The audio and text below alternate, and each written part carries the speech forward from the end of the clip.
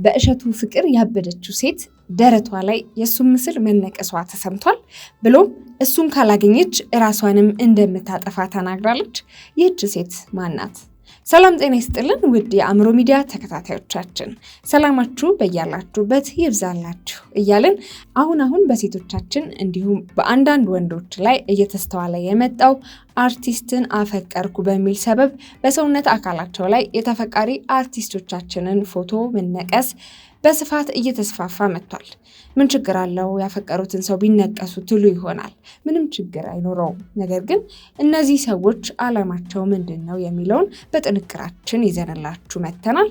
እሱን በዝርዝር የምናይ ነው የሚሆነው። ታዲያ ወደ ፕሮግራማችን ከማለፋችን በፊት ቻናላችንን ሰብስክራይብ፣ ላይክ፣ ሼር እያደረጋችሁ አብራችሁን ስለምትቆዩ እናመሰግናለን።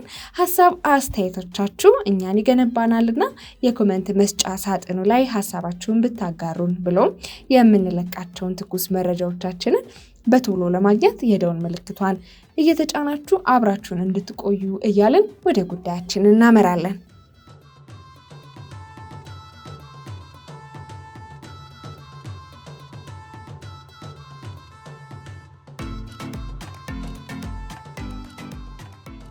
የሆነ ጊዜ ላይ አንድ ወጣት ጂጄሊን አፈቀርኳት፣ ልሞት ነው፣ እሷን ነው ማግባት የምፈልገው እያለ በደረቱ ላይ የእሷን ስም መነቀሱን እናስታውሳለን። ይህም ልጅ በብዙዎች ዘንድ ትችት ሲደርስበት፣ አንዳንዶች ደግሞ ምን ችግር አለው ቢያፈቅራት እናም ስሟን ቢነቀሰው ሲሉ ነበር። ታዲያ ይህ ወጣት ማንንም ሳይሰማ ፍላጎቱን በመናገር የአንድ ሰሞን መነጋገሪያ ለመሆን ችሏል። የእውነት አፍቅሯት ይሆን ወይስ በቀላሉ እውቅናን ለማግኘት ብሎ ነው እንደዚህ ሲያደርግ የነበረው የሚለው የብዙሃን ጥያቄ ሲሆን፣ እሱ ግን በተለያየ ጊዜ ጥያቄ በቀረበለት ሰዓት የእውነት ከሷ ፍቅር እንደያዘው ተናግሯል።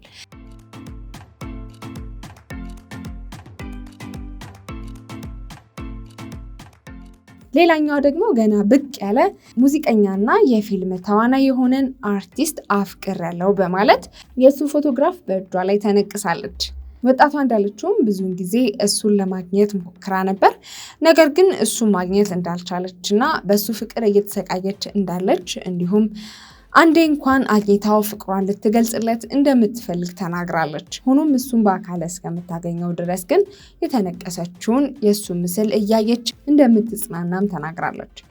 ሁለቱም ወጣቶች በማህበራዊ ሚዲያ ላይ ተሳትፎ ያላቸው፣ በተለይም ቲክቶክ ላይ ትንሽ የማይባሉ ተከታይ ማፍራት የቻሉ ወጣቶች ሲሆኑ የፍቅራቸውን ጉዳይ ለምን እንደዚህ የአደባባይ ሚስጥር እንዳደረጉት ለሁላችንም ግልጽ የሆነ ነገር የለም። ምናልባት ብዙዎች እንደሚሉት እውቅናን ፈልገው ከሆነ የሚሰሩት ስራ ሰዓቱን ጠብቆ እውቅናን ሊያስገኝላቸው ይችል ነበር ብለን የራሳችንን ሀሳብ ጣል እናደርጋለን።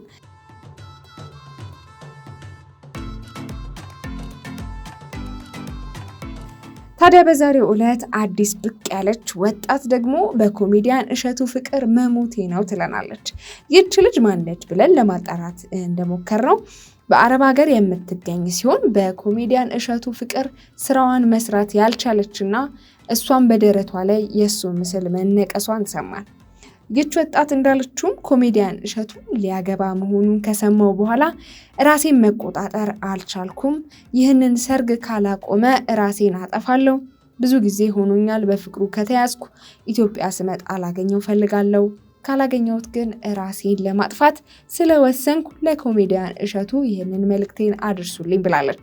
ኮሜዲያን እሸቱ በአሁኑ ሰዓት እጅግ ተወዳጅነትን ያተረፈ በጣም ጎበዝና ለብዙዎች ምሳሌ የሚሆን ወጣት ነው። በኮሜዲ ስራዎቹ ብቻ ሳይሆን በሚሰራቸው የተለያዩ የበጎ አድራጎት ስራዎቹም ይታወቃል። እንግዲህ ይህቺ ወጣት እንደምናውቀው ኮሜዲያኑ በቅርቡ ሊሞሸር እንደሆነ በራሱ ሚዲያ ላይ ተናግሯል። ይህንን ንግግሩን በመስማት ነው እንግዲህ ይች ልጅ በሱ ፍቅር መያዟን የተናገረችው። ሰዎች ለምን ዓላማ ነው እንደዚህ አይነት ነገሮችን በማህበራዊ ሚዲያ ላይ የሚያወጡት የሚለው የብዙዎቻችን ጥያቄ ሲሆን፣ ፍቅር እንዲሁ በማየት ብቻ ይመጣል አይመጣም የሚለውም እንደዛው።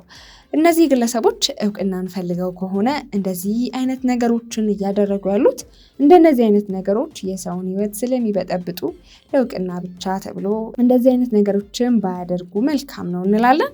የእውነትም እቺ ልጅ በፍቅር ተይዛ ከሆነ ይህ አርቲስት የራሴ የሚለው ሕይወቱን አጋርቶናል። ያለውን እውነታ ተቀብላ ሕይወቷን ብትመራ የሚለው መልእክታችን ነው።